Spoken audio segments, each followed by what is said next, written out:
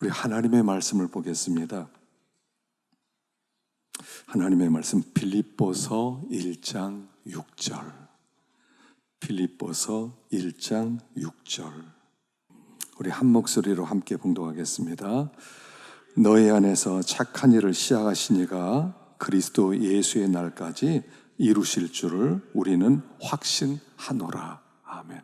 다시 한번 읽읍시다. 시작. 너희 속에 착한 일을 시작하신 이가 그리스도 예수의 날까지 이루실 줄을 우리가 확신하노라. 이것까지 외우십시다. 6번째 하나 더 집어넣으셔서 암기하기 바랍니다.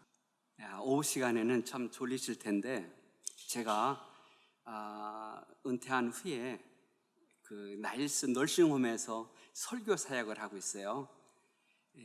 오전에 예배 드리면 대부분이 오후에는 어르신들이 빙고 게임이라든지 자기 취미에 맞는 생활을 해요. 그런데 제가 그것을 성경 공부로 바꿔버렸어요. 그래서 오전에 예배 드리고 또 오후에도 계속해서 예배를 드립니다. 그런데 오전에 예배를 참석하신 분이 한두 명 빼놓고 오후에도 참석하십니다. 그런데 오후에 같은 경우는 굉장히 졸리시잖아요. 여러 어르신들이 하늘나라 가기 직전에 있는 사람들이거든요. 그런데 그분들에게 이게 말씀을 전하는데, 그래서 오후 시간에는 졸리지 않게 하기 위해서 제가 자주 묻습니다. 퀘스천을 내요. 그래서 집중을 시키고 말씀을 전하기도 하죠. 오늘 그래서 이 오후 시간에는 제가 일방적인 설교보다도 제가 말씀을 전하면서 제가 물을 테니 어려운 건 아니에요. 아마 여러분들이 성경 수준이면은 능히 대답할 수 있는 말이지만은 아주 쉽게 대답할 수 있는 말들일 거예요. 제가 물으면서 이게 커뮤니케이션 하면서 하나님의 말씀을 오후 시간에는 전하고 싶어요. 오늘 빌립보서 1장 6절에 있는 이 말씀, 여기 띄우지 마십시오. 성경 구절 띄우지 말고 한번 외워보십시다. 아까 여기에서 띄워놨던 이 성경 구절은 전에 우리가 이 성경 바뀌기 전에 있는 성경 구절이에요. 그래서 너희 속에 이렇게 나오는데 우리가 새로 된 성경에는 너희 안에, 그렇죠? 우리 한번 외워보십시다. 시작. 너희 안에 착한 일을 시작하신 이가 그리스도의 예수의 날까지 이루실 줄을 우리가 확신하노라. 노인들도 다 외우니까 아마 여러분들은 쉽게 외울 수 있을 거예요. 다시 한번 하겠습니다. 우리 남자분들만 한번 해보죠. 시작.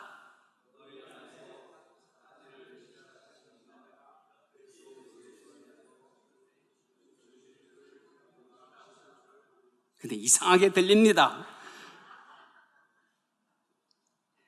우리가 다시 한번 띄워주시겠습니까? 띄워주시고 다시 한번 해보죠. 너희 속에는 전에 있는 성경인데 한번 같이 하십시다. 시작. 너희 속에 착한 일을 시작하신 이가 그리스도 예수의 날까지 이루실 줄을 우리가 확신하노라. 이제 아마 됐을 거예요. 그러면 오늘 이 말씀은 됐습니다. 오늘 이 말씀은 우리가 그리스도인이 될 때에 어떠한 일이 일어나는지를 우리에게 보여주고 있는 말씀입니다. 오늘 우리가 이 말씀을 이해하기 위해서 먼저 배경부터 설명을 하면, 제가 묻습니다. 그러면 이게 빌립보서죠. 빌립보서는 우리가 잘 아는 대로 어떤 서신이라고 그러죠? 어떤 서신이죠? 옥중서신이죠. 아마 잘 아시는데 대답을 이렇게 잘 안 하시는 것 같아요. 좀 어린아이가 되셔서 저를 도와주시고 잠자는 사람들을 깨우시고, 그래서 한번 큰 소리로 대답해 보십시다. 우리가 잘 아는 대로 옥중서신이죠. 바울이 로마 감옥에서 빌립보 성도들에게 편지를 쓴 서신이죠. 이때 바울의 상태는 어떠했습니까? 바울은 감옥에서 나와서 자유의 몸이 될는지 아니면 이 감옥에서 죽임을 당할는지 알 수 없는 불확실한 상태에 놓여 있습니다. 그런가 하면 외부적으로 보면은 그 당시에 유대인들과 로마의 관리들이 기독교를 말살하려고 참으로 끊임없이 핍박하고 박해하고 있었습니다. 그런가 하면 빌립보 교회 성도 안에서는 다툼이 있다고 하는 소리를 바울이 듣습니다. 이런 어려운 환경 속에서 바울은 빌립보 성도에 대한 확신을 가지고 있어요. 빌립보 성도들이 반드시 구원에 이를 것을, 구원받으실 것을 확신하고 있습니다. 그럼 바울이 확신하는 근거가 무엇일까요? 대답해 봅시다. 바울이 이렇게 내가 확신한다 그랬어요. 착한 일을 시작하신 이가 그리스도 예수의 날까지 이루실 줄을 우리가 확신한다 그랬어요. 바울이 확신하는 근거가 무엇일까요? 무엇입니까? 잘하시지만은 대답을 안 하셔서, 그래서 하나님 때문에 그렇습니다. 바울이 외부적인 환경을 볼 때나 빌립보 성도들을 볼 때에 불안하죠. 염려가 되고 근심이 되죠. 그러나 바울은 빌립보 교회의 성도들을 본 것이 아닙니다. 하나님을 본 것입니다. 오늘 우리들이 모든 문제가 그래요. 성경 신약에서, 구약에서 신약 성경에 총체적으로 공통적인 것이 있습니다. 영적인 실패하는 자와 영적으로 성공하는 자들을 분명히 갈려지는데 공통점이 있습니다. 영적으로 실패하는 사람들의 특징은 뭐냐면 그 문제 자체만에 집중을 해요. 자기의 이루어진 그 상황에만 집중을 해요. 그리고 자기 자신에게 집중합니다. 영적으로 성공한 사람들의 특징이 무엇입니까? 문제도 보지만 자기 자신도 보지만 그러나 하나님을 본다는 사실입니다. 우리가 구약에서부터 신약까지 쭉 살펴보면 공통된 것이 바로 그거예요. 우리가 어떤 환경이든지 어떤 문제이든지 그 문제에 집착하지 말고 문제보다 크신 누구를 바라보라는 것입니까? 하나님을 바라보는 거예요. 승리합니다. 넉넉히 이깁니다. 우리가 이 영적인 배경을 가지고 이제 하나님의 말씀을 차례대로 한번 생각해 보겠습니다. 띄워주십시오. 첫 번째, 착한 일이라고 하는 것이 무엇인가? 집사님들만 대답해 보십시다. 착한 일이 무엇일까요? 뭐요? 하나님이 기뻐하시는 일. 좋습니다. 또 틀릴까봐 그렇게 대답하지 못하실 거 없어요. 그냥 얘기하세요. 우리는 다 실수하는 사람들이고 처음서부터 아는 사람들이 아니잖아요. 착한 일이라고 하는 착한 일의 성격, 착한 일은 무엇을 말합니까? 좀 크게요. 예수 닮는 일. 참 좋은 얘기 많이 나옵니다. 아마 여러분들도 아마 다 비슷해요. 우리가 생각할 때 착한 일이라고 하는 것을 우리는 선한 행실, 이런 것을 우리가 생각하기가 쉽겠죠. 그래서 호손이라고 하는 성경학자는 이렇게 착한 일에 대해서 이렇게 해석을 했어요.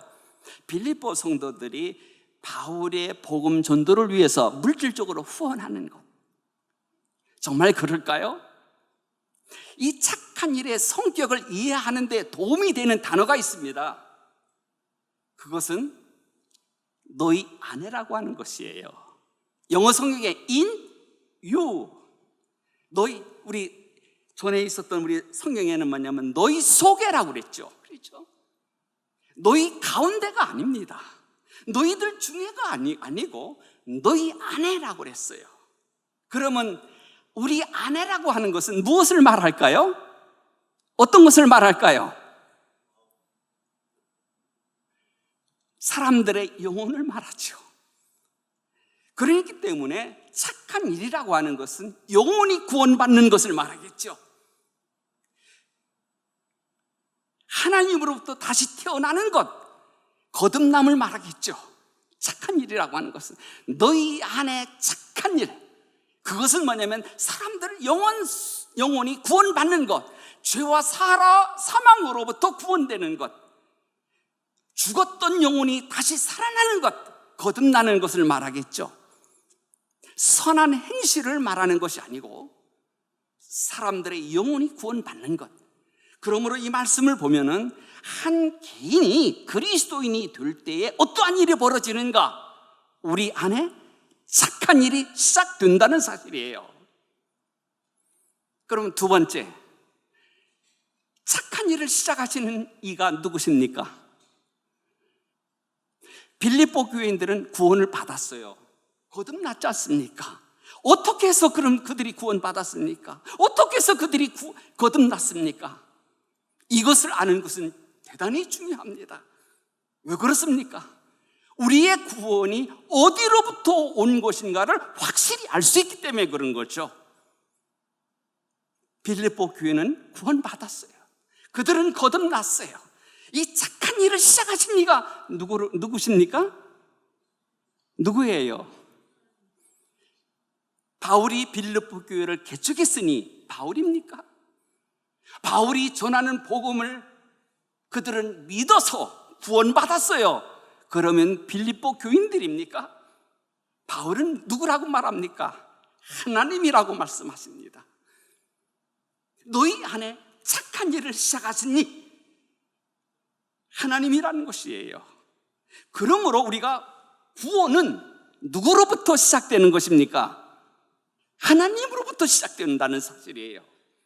사도행전 16장을 보면 우리가 잘 알 수 있어요. 바울은 아시아로 가서 복음을 전하기를 원했어요. 힘썼어요. 주의 영이 막았어요. 더 기도했겠죠. 환상 중에 마게도냐 사람들이 손짓하면서 건너와서 우리에게 전해주세요. 부르짖습니다. 바울이 거기서 깨달았어요. 아, 하나님의 뜻이 저 바다 건너 저기에서 복음을 전하는 것이 하나님의 뜻인 줄 알고 이제 순종해서 바다를 건너서 마게도니아 쪽으로 가죠. 마게도니아의 첫 성 빌립보 성에 도착했습니다. 그날이 안식일이었어요. 아마 바울이 어디를 가든지 복음을 전할 때에 회당이 있으면 회당에 먼저 갔어요. 아마 여기 회당이 없었던 것 같아요. 그러니까 기도하려고 안식처를 찾으러 안식일 날에 기도처를 찾으려고 강가로 갔죠. 거기서 누구를 만났습니까? 어떤 사람들을 만났어요? 잘 아시면서 왜 그렇게 말 안 하세요? 어떤 사람 만났어요? 아이고, 목사님 너무 유치하시게 말씀하지 마세요. 우리 다 알고 있는데. 그래요. 예, 여러분들이 잘 아는 대로 여자들을 만났잖아요. 그렇죠? 강가에 간 여자들이 무리가 있어. 그래서 바울이 그들에게 복음을 전했습니다. 오늘 여기서 우리가 한번 보십시다. 하나님께서 주도적으로 역사하신 거예요. 그렇죠? 마게도냐로 이끄신 분은 하나님이십니다. 하나님이 구원의 역사를 시작하신 분이에요. 뿐만 아니라 이제 여자들에게 복음을 전할 때에 사도행전 16장 14절에 주께서 루디아의 마음을 열어서 바울의 말을 청종케 한지라. 이거 막 그 전에 있는 성경이에요. 바울의 말을 들을 때에 감동이 되었고 그 말씀을 받아들이고 그 말씀을 따르기로 결심을 한 사람이 루디아가 있죠. 왜 그렇게 됐습니까? 주께서 루디아의 마음을 열었기 때문에 그런 거 아닙니까? 오늘 우리가 이 구원이라고 하는 것은 처음부터 하나님이 시작하신 것이고 하나님이 이루어 가십니다. 그리고 그 집을 오픈해서 이제 예배를 드리기 시작하죠. 우리가 잘 아는 대로 귀신 들린 아이를 고치고 그 옥문에서 간수가 예수를 믿고, 오늘 이 사실을 보면은 처음부터 끝까지 그 구원을 주도하신 분은 하나님이시고 이끄신 분도 하나님이시라는 사실을 알 수 있어요. 우리가 여기에다가 어떤 사람이 펜으로 글씨를 싹 썼어요. 그러면 여러분들이 그러죠. 누가 여기에다 썼느냐고 그러죠. 그러면 펜이 썼다고 그렇게 얘기를 하면 어떻게 될까요? 누가 썼느냐 그렇게 얘기를 하죠. 오늘 우리가 바울은 하나님께서 이루시는 하나의 도구였지, 하나님께서 처음부터 구원을 하나님이 시작하셨고 하나님이 이끄셨던 분이시죠. 그런데 더 놀라운 사실이 있습니다. 오늘 우리들이 이 세상을 살아가면서 나는 구원 받았어, 나는 거듭났어, 나는 이제 하나님의 자녀야, 이렇게 시작했지 않습니까? 그런데 내가 그 구원이 완성된다고 하는 것을 보장할 수 있겠어요? 이 세상을 보면 공중 잡은 권세가 우는 사자처럼 삼킬 자를 찾고 있는 이 세상, 이 세상에는 널리 시험이라고 하는 것이 온통 깔려있는 이 세상, 오죽하면 우리 예수님께서도 그렇게 하셨겠어요. 우리가 일용할 양식을 달라고 하나님께 기도할 뿐만 아니라 매일매일 시험이 얼마나 많은지 시험에 들게 하지 마옵시고 악에서 구해달라고 기도하라고 말씀하지 않았어요? 이 세상은 어때요? 시험밭이에요. 우리 지뢰의 밭을 우리가 함부로 가다가는 목숨이 이태한 것처럼 우리 이 세상은 시험밭이에요. 내 자신이 실족하지 아니하고 어떻게 이 구원을 완성할 수 있겠습니까? 그런데 놀라운 사실은 하나님께서 우리의 구원을 시작하셨고 그 구원을 하나님께서 친히 진행하여 계시고 마지막에 완성하실 분도 하나님이시라는 사실이에요. 언제 우리의 구원이 완성이 됩니까? 예수 그리스도 재림하시 오시는 날, 우리 영혼뿐만 아니라 우리의 몸까지도 부활해서 완전한 구원이 이루어지잖아요. 그래서 하나님께서 우리를 구원하시고 시작하신 그 하나님은 그리스도 예수의 날까지 그 구원을 완성하신다는 사실이에요. 우리는 부족하죠, 연약하죠, 실족할 수 있어요, 넘어질 수 있어요. 그러나 우리의 구원의 확실성은 어디에 있느냐? 하나님에게 있기 때문에 그러는 거예요. 제가 미국에 가서 그 중고차를 처음에는 샀어요. 그래서 몇 해 동안 중고차를 몰았어요. 그러다가 중고차가 스탑하는 바람에 새 차를 샀는데 그래도 애국심을 발휘해서 한국 차를 샀어요. 그 회사가 지금은 없어졌지만은 대우차죠. 그 차를 샀어요. 차 사서 얼마 못 가서 멈춰버렸어요. 길을 가다가. 그러면 나는 어떻게 하겠습니까? 포기합니까? 어떻게 하죠? 어떻게 하죠? 예? 어떤 거요? 어떤 거요? 예, 어떻게 고쳐요? 길 가다가 멈췄어요. 어떻게 합니까? 예? 뭐요? 예?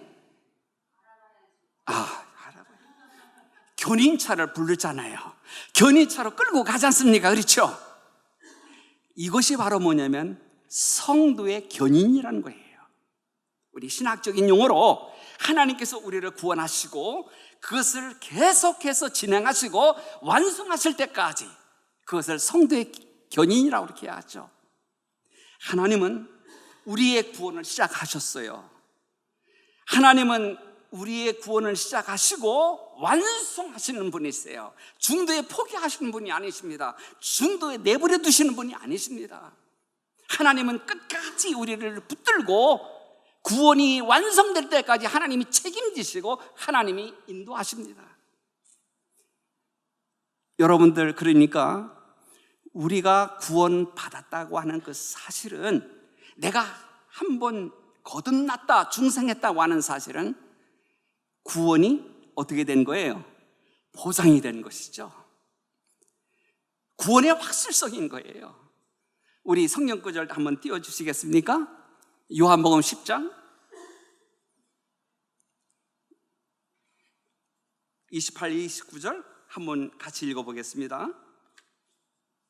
요한복음 10장 28절 29절 한번 읽어보겠습니다. 시작.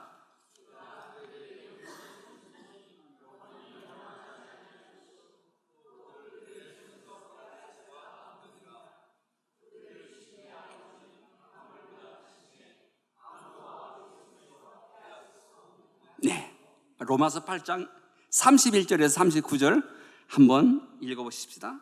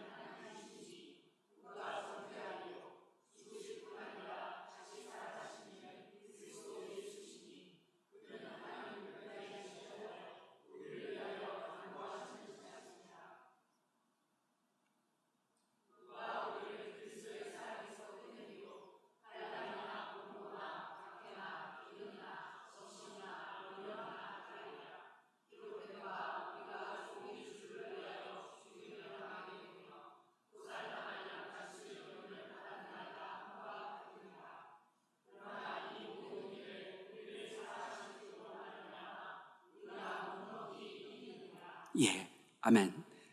여러분들, 우리가 한번 거듭났지 않습니까?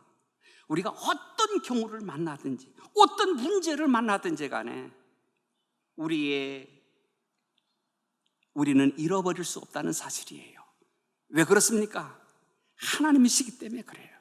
하나님이 우리 구원을 시작하셨고 그 하나님은 중도에 포기하신 분이 아니십니다. 만약에 하나님이 중도에 포기하실 의향이 있었다고 한다면 시작도 안 하신 분이십니다. 그 하나님 때문에 우리는 구원을 확신할 수 있는 것이죠. 하나님은 어떤 분이십니까? 하나님은 영원 불변하신 분이십니다.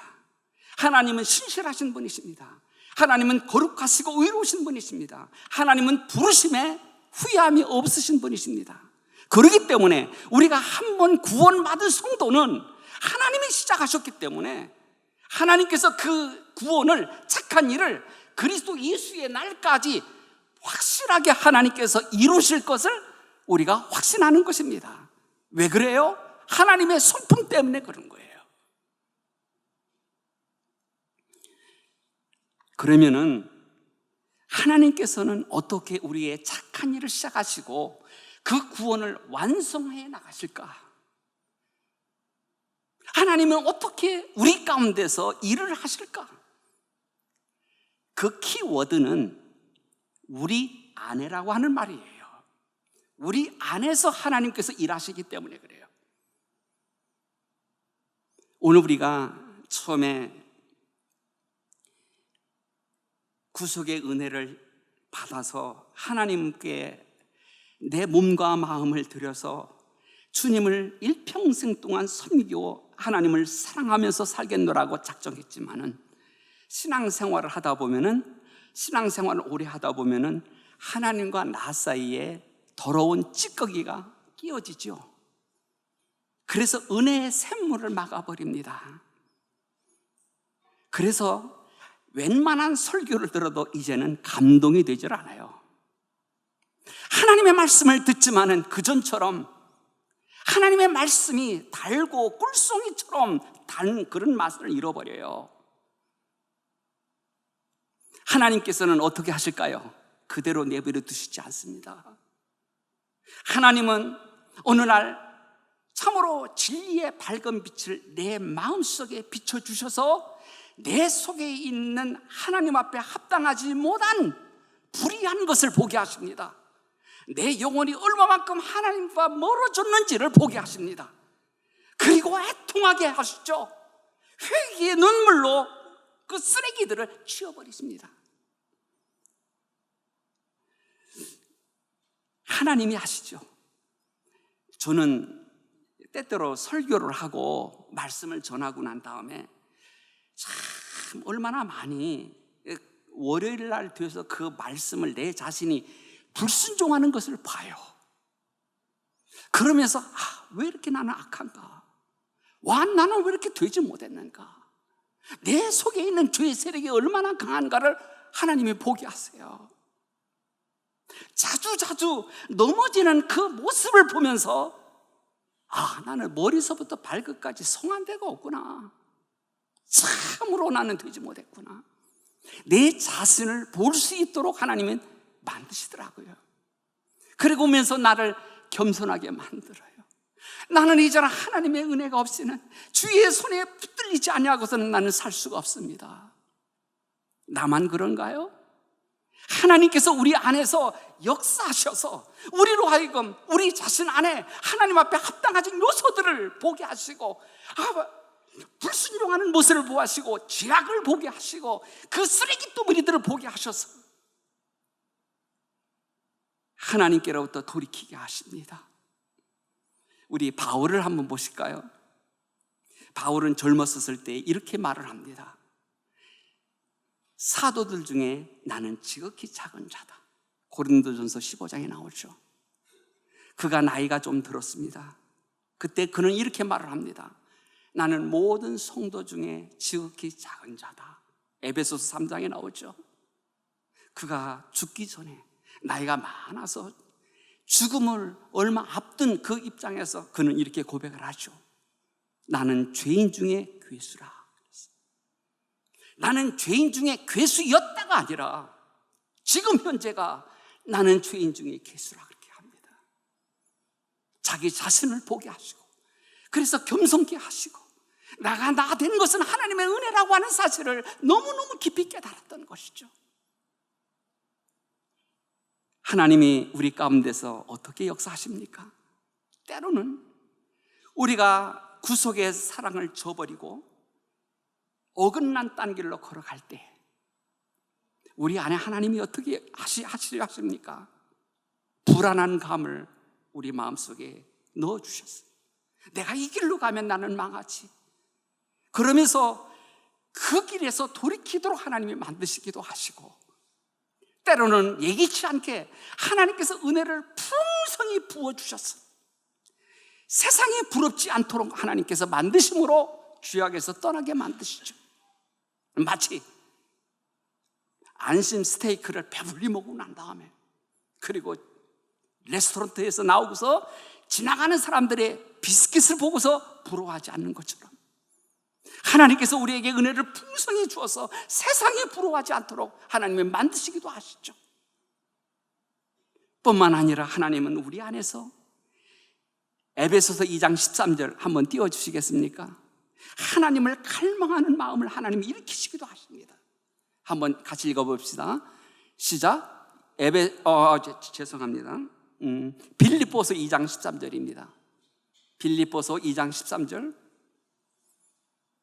너희 안에서 행하시는 이는 하나님이시니 자기의 기쁘신 뜻을 위하여 너희에게 소원을 두고 행하게 하시나니 그랬습니다. 하나님께서는 때로 우리 마음속에 하나님의 성령께서 우리 안에서 하나님을 갈망하는 마음을 일으키십니다. 나는 이대로는 살 수가 없어. 나는 거룩해지고 싶어. 나는 예수님을 닮고 싶어. 이것이 하나님께서 우리 안에서 역사하시고 감동을 주고 힘을 주고 때로는 신앙생활을 하다가 하나님의 임재 속에서 깊은 기도를 하고 싶은 마음이 그런 소원이 일어나기도 하지요. 잃어버린 영혼들을 볼 때에 전도하고 싶은 마음을 우리 안에 소원을 두고 역사하기도 하시죠. 오늘 우리가 몇 가지 예를 들었지만은 오늘 우리 구원받은 성도들 안에서 하나님은 계셔서 늘 우리 안에 감동을 주고 또 역사하셔서 우리로 하여금 그것이 소원이 되고 욕망이 되도록 또 힘을 주어서 하나님께서 이끄시는 것을 우리가 경험하게 되신 것이죠. 이제 우리들이 해야 될 일이 바로 무엇입니까? 하나님께서 우리들을 안에서 역사하실 때에 우리가 하나님의 인도를 받고 하나님의 뜻에 순종하면 우리의 삶이 어떻게 될까요? 평안한 삶이 될 것입니다. 아무리 세상에서 어려운 일을 닥쳐도 주께서 나와 함께 계시니 해받을 것을 내가 전혀 두려워하지 아니하고 장차 하나님의 앞에 가서 주와 함께 누릴 그 영광과 하늘나라의 기쁨과 하나님의 평강을 이 세상에서도 경험하게 하시죠. 주께서 우리 안에 계시니 하늘나라의 기쁨을 내가 소유하고 하늘나라의 평안을 소유하면서 이 세상을 살아가게 되죠. 뿐만 아니라 우리가 주님과 함께 동행하면서 주님을 점점 닮게 되죠. 마지막에 주 예수 그리스도께서 재림하여 오실 때에 칭찬과 존귀와 영광을 얻게 하시며 의의 면류관을 받게 하시죠. 반면에 우리 안에서 역사하시는 하나님의 역사를 우리가 소멸하고 우리 인생의 삶을 우리 스스로 살고자 해서 주를 떠나서 불순종하면 우리 이 세상에서 삶이 어떻게 될까요? 공허한 삶이 되겠죠. 고난의 삶이 뒤따르겠죠. 내가 이렇게 하나님을 불순종해서 어긋난 딴 길로 가니까 하나님이 나를 버리셨는가 보다 생각하지 마시고 하나님께서 나를 사랑하셔서 하나님께서 나를 아들로서 대우하시려고 하나님께서 나로 하여금 거룩한 길로 하나님 인도하시려고 하나님께서 우리들에게 고난의 삶도 하나님이 허용하시는 것이죠. 그래서 나중에 이렇게 고백을 하게 되죠. 내가 고난당한 것이 내게 유익이라. 이로 인하여서 내가 주의 율례를 배우게 되었나이다. 사랑하는 성도 여러분들, 오늘 우리가 이 세상에 살아가면서 하나님께서 우리 안에서 착한 일을 시작하셨다고 한다면 하나님은 착한 일을 시작하신 그 하나님께서는 끊임없이 우리 안에서 역사하십니다. 우리는 성령님께서 우리를 인도하시는 대로 우리가 따라갈 수 있기를 바랍니다. 오늘 여러분들 안에서 하나님이 착한 일을 시작하신 것을 경험하셨잖아요. 우리가 구원은 누구로부터 온 것입니까? 하나님께로부터 온 것이라는 사실을 확신하셨잖아요. 우리 바울을 보십시다. 바울은 폭행자요, 핍박자요, 회방자였지 않습니까? 그런데 그가 핍박했었던 예수를 그가 전하게 되었잖아요. 어떻게 그렇게 됐습니까? 주님께서 그에게 나타나셨고 그를 부르셨고 그를 구원하셨기 때문에 그런 거 아닙니까? 구원이라고 하는 것은 하나님께로부터 온 것임을 우리가 알지요. 우리 자신들은 또 어떻습니까? 우리는 허물과 죄로 우리는 죽었던 사람들 아닙니까? 영혼이 죽었기 때문에 하나님과 접촉할 수 있는 그 기능이 죽었기 때문에 하나님을 찾지도 않았습니다. 하나님을 알지도 못했습니다. 하나님의 법에 굴복할 수도 없었습니다. 그리고 내 부패한 본성을 따라서 온갖 세상에서 내가 하고 싶은 대로 죄를 범했습니다. 본질상 진노의 자녀였었어요. 이런 사람들이 어떻게 해서 하나님을 섬기게 됐습니까? 에베소 2장 4절은 그렇게 말하죠. But God. 그러나 하나님께서 그러셨어요. 하나님께서 긍휼에 풍성하신 그 하나님이 그 크신 사랑으로 우리를 사랑하셨어요. 그래서 하나님께서 독생자를 보내주셨어요. 우리가 요청해서 그리스도를 보내달라고 하지 않았어요. 하나님께서 우리를 사랑하셔서 그리스도를 보내주셨어요. 우리를 구속하시기 위해서 하나님이 또 어떤 일을 하셨습니까? 그 아들에게 우리 무리의 죄악을 그의 아들에게 담당시키셨어요. 우리의 죄악을 그리스도에게 담당시키신 분은 하나님이십니다. 우리의 죄악을 담당하신 예수 그리스도는 십자가에서 피 흘려 죽으심으로 구속을 완성하셨습니다. 우리는 어떻게 그 구속을 우리가 믿을 수 있습니까? 2000년 전에 죽은 로마의 사형수가 하나님의 아들이요, 그가 나의 죄를 대속하시기 위해서 죽은 그리스도라고 하는 것을 어떻게 믿을 수 있겠습니까? 성령이 아니고서는 할 수가 없는 일이죠. 로마서 12장 3절에 성령이 아니고서는 예수를 누구든지 주라고 부를 수 없다고 그랬어요.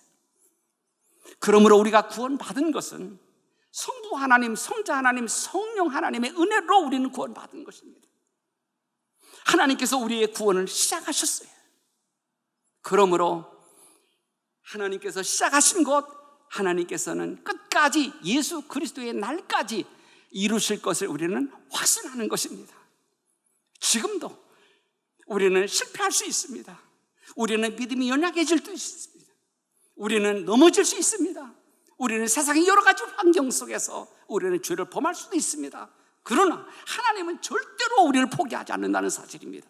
우리를 끝까지 인도하시고 이끄시고 붙드셔서 마지막 날 그리스도 예수의 날까지 우리의 구원을 완성하실 것입니다. 오늘 우리가 이 사실을 우리가 굳게 붙들면 우리는 확신과 평안함과 위로를 받을 수 있겠죠. 오늘 우리가 날마다 저와 여러분들이 구원받은 것, 이제는 잘 구원을 이루어서 성령님의 인도를 받고 그리스도를 의지하고 그의 말씀에 순종해서 이 땅에서도 우리가 하나님의 나라를 경험하고, 또한 우리의 인격과 우리의 믿음이 점점 자라나서 그리스도를 닮고, 그리고 장차 주님 앞에 섰을 때에 칭찬과 영광과 존귀를 얻는 저와 여러분들이 될 수 있기를 간절히 축원합니다.